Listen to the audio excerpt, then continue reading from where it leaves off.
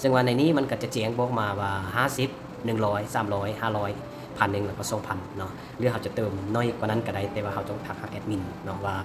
ให้แอดมินคำนวณเบิ่งว่าถ้าเขาเติมซ้ำนี้มันถึงเงินประมาณได้เนาะซึ่งว่าข้าพเจ้าจะเติมอยู่ที่99เนาะข้าพเจ้าก็กดเข้าไป99เหรียญจากนั้นก็เขาก็เข้าไปบนเติมธนาคารนี่ก็ได้เนาะในนี้ข้าพเจ้าจะเข้าไปบนขั้นตอนต่อไปเนาะซึ่งว่าข้าพเจ้าจะเติมผ่าน USDT เนาะเขาก็แคป QR code ตัวนี้ก็ได้หรือเขาจะ copy เลขกระเป๋าตัวนี้เนาะอันนี้ก็จะเป็นเลขกระเป๋ามูลค่าเดี๋ยวจะเติมอยู่ที่99 USDT เนาะเขาก็ copy แล้วก็โอนมาได้เลยเนาะกดเข้าบนซื้อเดี๋ยวนี้เนาะกดเข้าไปเลยจากนั้นเขาก็เข้าไปบนหับหองแล้วจากนั้นก็เข้าไปบนยอมหับมาฮอดขั้นตอนนี้มันก็จะท่ามถึงรหัสโทนของเขาเนาะจากนั้นเราก็ซื้อตอนนี้เลยจากนั้นเราก็อัปโหลดมาสู่ระบบคือเก่าเนาะเพื่อนๆเข้าไปบนไม้บวกแล้วเข้าไปบนเพื่อเพย์วิดีโอสบายดีเพื่อนๆมาพบกับช่อง BC แซงดาราซึ่งเคยเนาะคลิปนี้ก็จะมาแบ่งปัน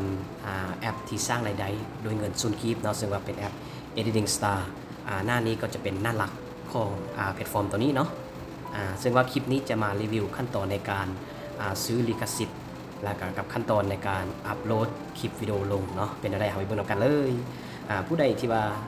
นำไซต์แพลตฟอร์มตัวนี้เนาะก็หารายได้ด้วยเงินซุนคีฟเนาะทุกๆมื้อก็เขาเข้ามาตอบคำถามอย่างนี้แล้วเขาก็จะได้สะสมเป็น USDT เนาะ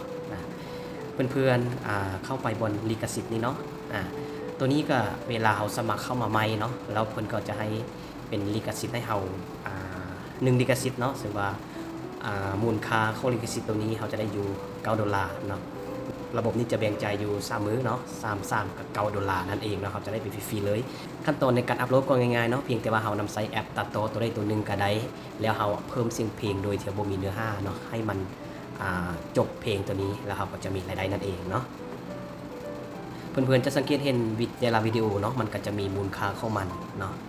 สำหรับตัวนี้กับมูลค่าอยู่500เนาะซึ่งว่าข้าพเจ้าจะ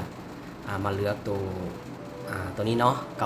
$99ให้เอากดเข้าไปเบิ่งเนาะซึ่งว่ามูลค่าของมันนี่$99เนาะแล้วเราจะได้มื้อนึงเนาะมันจะให้อยู่ 13.5 เนาะ 13.5 เราสามารถซื้อได้แต่เพียงครั้งเดียวเนาะซึ่งระยะเวลาในการ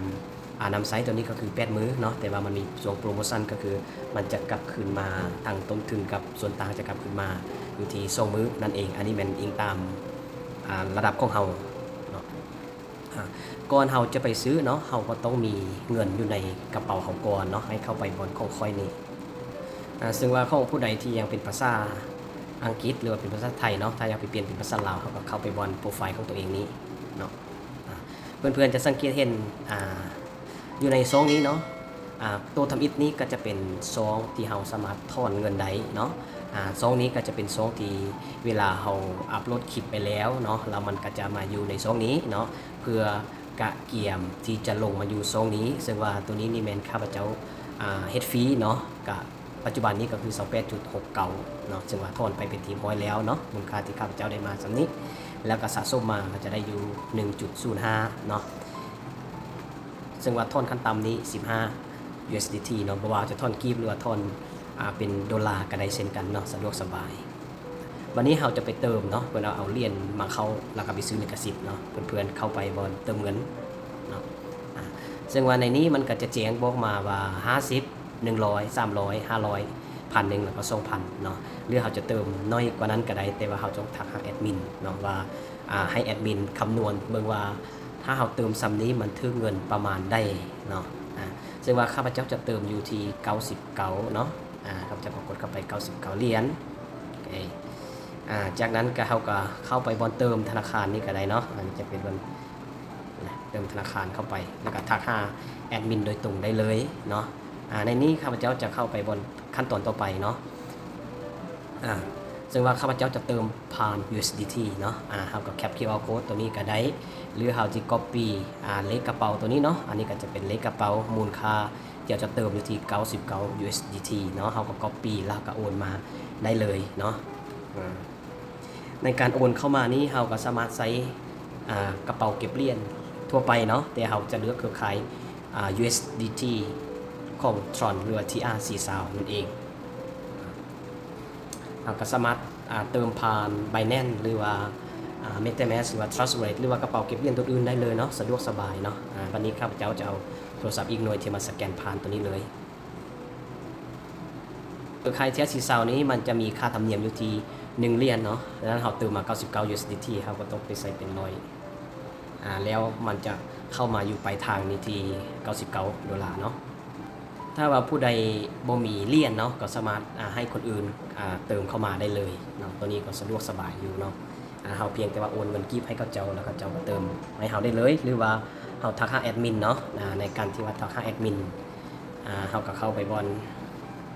เขาค่อยนี้เนาะเข้าไปบนนี้เข้าไปบนนี้เลยมันก็จะลิงก์มาแอดมินเนาะก็บอกว่าค่อยต้องการเติมเงินเข้าพอร์ตจำนวนเท่านี้เหรียญเนาะแล้วเขาเจ้าก็จะไล่ว่าถือเงินกีบเท่าใดเนาะหรือว่าเขาเข้าไปบอลนี่ก็ได้เนาะเติมผ่านธนาคารกดเข้าไปเราจะลิงก์มาหาแอดมินได้เลยเนาะวันนี้ให้รอท่าเนาะเพราะว่าข้าพเจ้าเติมเข้ามาแล้วเนาะรอท่าเบอร์เงินจะเข้ามาอยู่ซองนี้เนาะกองทุนที่มีอยู่นี่หลังจากที่รอท่าเป็นเวลาได้นึงเนาะเงินก็จะเข้ามาอยู่ในตัวนี้เนาะเราบ่จำเป็นต้องได้แจ้งแอดมินก็ได้มันเข้ามาเป็นที่ห้อยแล้ววันนี้ให้เพื่อนเข้าไปลิขสิทธิ์เนาะกดเข้าไปวันนี้เราก็ไปเลือกเอาลิขสิทธิ์ที่เราต้องการเนาะในนี้ข้าพเจ้าจะเลือกตัว99เนาะซึ่งว่าตัวนี้เนาะเรากดเข้าไปนี่ก็ได้เนาะหรือว่าเรากดเข้าบอลซื้อเดียวนี้เนาะกดเข้าไปเลยจากนั้นเราก็เข้าไปบอลหับหองแล้วจากนั้นก็เข้าไปบอลยอมหับมาฮอตขั้นตอนนี้มันก็จะท่ามถึงรหัสโทนของเขาเนาะจากนั้นเราก็ซื้อตอนนี้เลยซึ่งว่ามันจะแตกต่างจากตัวอื่นเนาะอันนี้ซื้อเดียวนี้ตัวนี้ดาวน์โหลดตัวนี้ดาวน์โหลดส่งตัวนี้ถือว่าซื้อมาเรียบร้อยแล้วเนาะอันนี้ก็ซื้อเดี๋ยวนี้เนาะกดเข้าไปเลยกดบนดาวน์โหลดนี่แล้วจากนั้นเราก็กดดาวน์โหลดแล้วให้เราโหลดถ้าให้มันครบ 100% เนาะ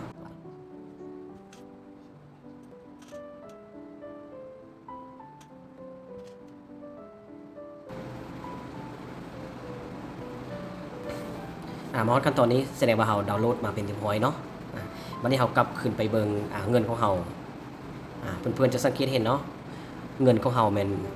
ตัดไปแล้วเนาะ$99ขั้นตอนต่อไปเนาะเอาเสียงเพลงเข้ามาในวิดีโอที่ดาวน์โหลดมาเนาะซึ่งว่าข้าพเจ้าจะใช้ Insert ซึ่งว่า Insert มันบ่มีลายน้ำเนาะ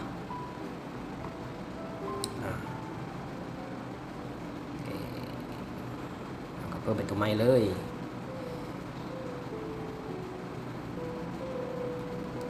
ซึ่งว่าวิดีโอที่ดาวน์โหลดมาเป็นตัวนี้เนาะกดต่อไปเลยเอาลองกดเบิ่งเนาะวิดีโอก็จะประมาณนี้วันนี้เราเสียงเพลงใส่เราก็มาเลือกเสียงเพลงฟังเบาๆเนาะฟังเบาๆเลย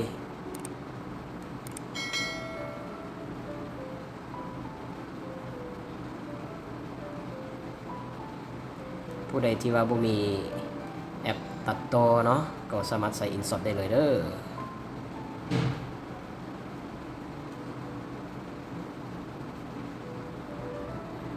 วันนี้กำกดฟังเบิ่งเนาะ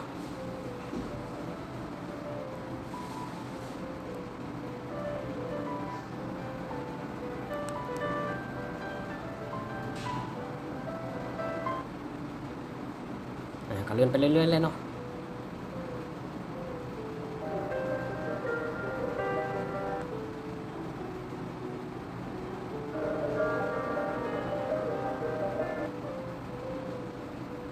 ซึ่งมันจะตัดวันนี้ออกเนาะแล้วก็เพิ่มไปคือเก้าเนาะกดตามซ้ำไปเลยตัวนี้สำคัญเนาะพยายามให้มันหมดวิดีโอเลยเนาะกระตัดฟังเบิ่งเนาะโอเค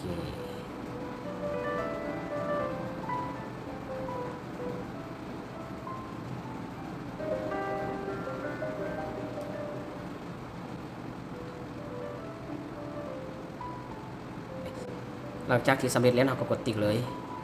ซึ่งว่าในนี้มันจะมีลายน้ำต้องสำคัญเนาะผู้ใดที่ว่านำใช้แอปตัวใดก็แล้วแต่ที่ว่าบ่ให้มันมีลายน้ำเนาะเราก็สามารถลบลายน้ำออกได้เลยกดไม้คูณนี้นะแล้วมันจะบ่ให้เราซื้อเนาะตัวนี้เนาะแต่ว่าตัวนี้เราเบิ่งโฆษณาเพื่อลบลายน้ำเนาะกดเข้าไปแล้วเราก็เบิ่งโฆษณาไปนิดนึงเนาะเพื่อให้มันลบลายน้ำเด้จากนั้นเราก็กดกากบาทออกเลยเนาะรอท่าจักหน่อยกดกากบาทอีกครั้ง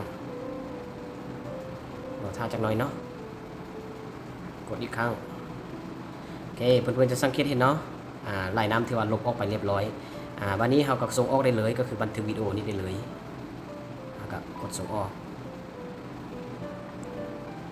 แน่นอนเนาะเราใช้แอปฟรีมันก็จะมีโฆษณาเล็กๆน้อยๆเนาะอันนี้ก็อดเบิ่งไปนำกันกดกระบะออกเลย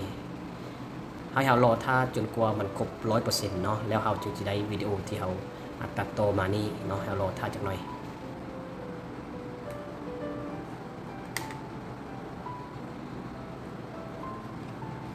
หลังจากที่เรารอท่าจนครบ 100% แล้วเนาะแสดงว่าเราได้วิดีโอมาเป็นที่พอเนาะขั้นตอนต่อไปเราจะไปอัปโหลดวิดีโอนำกันเนาะหลังจากที่เราเอาเสียงเพลงมาใส่วิดีโอแล้วเนาะจากนั้นเราก็อัปโหลดมาสู่ระบบคือเก่าเนาะเพื่อนๆเข้าไปบนไมค์บวกแล้วเข้าไปบนเผยแพร่วิดีโอ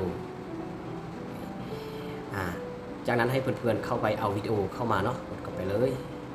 แล้วเราก็ไปเลือกวิดีโอที่เราเอาเสียงเพลงใส่เนาะติ๊กแล้วก็กดตัวนี้ก็จะเป็นวิดีโอที่เราเอาเสียงเพลงใส่เนาะต่อจากนั้นเราก็มาเลือกลิขสิทธิ์แล้วมาเลือกตัวสุดท้ายเนาะอันนี้เราก็ใส่เนื้อหาว่าวิดีโอเราเกี่ยวกับยังเนาะเราจะเขียนภาษาลาวก็ได้หรือภาษาอังกฤษก็ดีเนาะสำหรับข้าพเจ้าจะใส่เป็นภาษาอังกฤษจ้ะ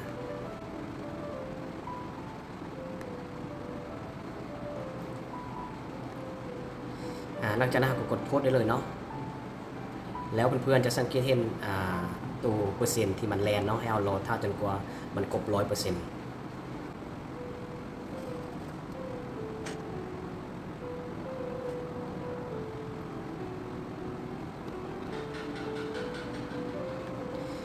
ถ้าว่ามันปรากฏแบบนี้แสดงว่าวิดีโอในการที่เผยแพร่เฮาที่ว่าสำเร็จเนาะวันนี้เฮารอถ้า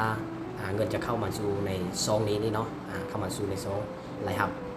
ที่คาดไว้เนาะผู้ใดที่ว่าอยากซื้อลิขสิทธิ์เนาะก็ให้ตามวิดีโอนี้ได้เลยคลิปนี้ขอจบเพียงเท่านี้แล้วจะพบกันในคลิปต่อไปสบายดี